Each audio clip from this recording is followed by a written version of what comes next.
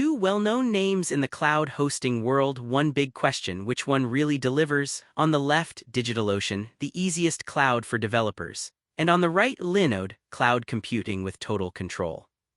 Let's skip the buzzwords and get to the real stuff. Each category earns points, and at the end you'll see exactly who comes out on top. The result might not be what you expect. Alright, so here's our roadmap, or let's call it a mind map. We'll be comparing these two across price, performance, global presence, usability and features, support and community, and scalability. Kinda a lot, but I'll keep it chill and walk you through what actually matters in 2025. Okay, first up, price. DigitalOcean gets you started super cheap, like $5 a month. It's really predictable, and they even toss in annual discounts if you want to commit for a year. But fair warning, if your project goes big, some of those advanced features will start sneaking little fees in, so keep an eye out. Linode's pricing, honestly, they're neck and neck.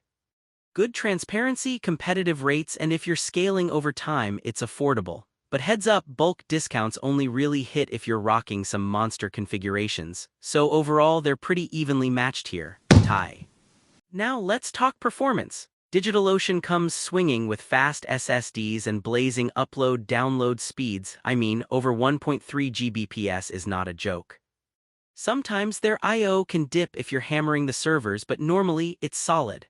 Linode is no slouch either, thanks to really reliable hardware and options for high memory and even GPU-heavy workloads.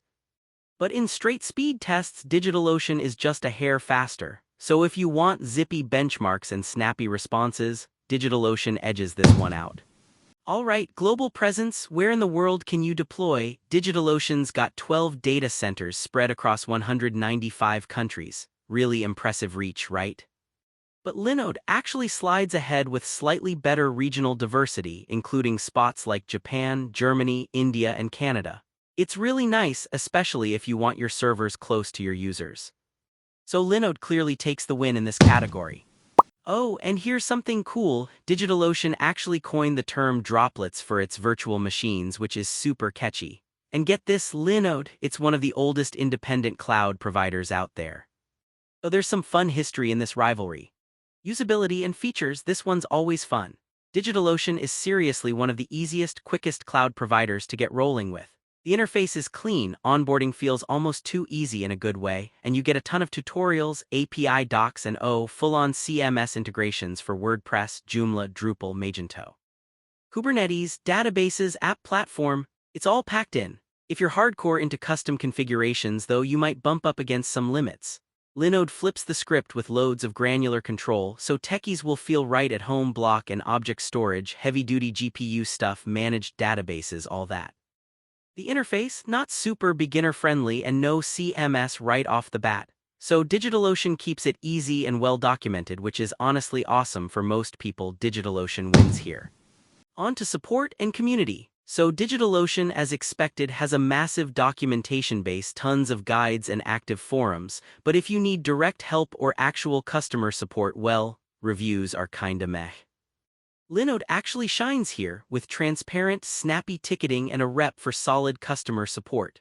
Not as many community guides floating around out there compared to DigitalOcean, but if you want someone on the other end who's gonna actually respond instead of sending you a bot, you'll probably like Linode better.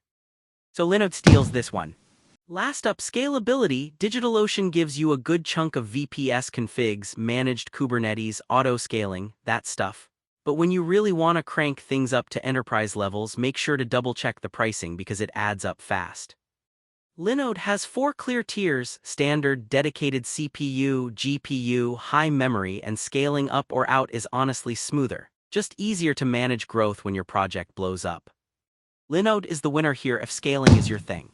Let's pull up all those categories on a radar chart so you can see at a glance how each stacks up. I mean, some wins are tighter than you guess, right? So, wrapping all this up, here's my honest take. If you want a cloud platform that's easy, ridiculously well documented, and gets you going fast, DigitalOcean is basically tailor-made for solo devs, startups, or anyone who doesn't want a hassle.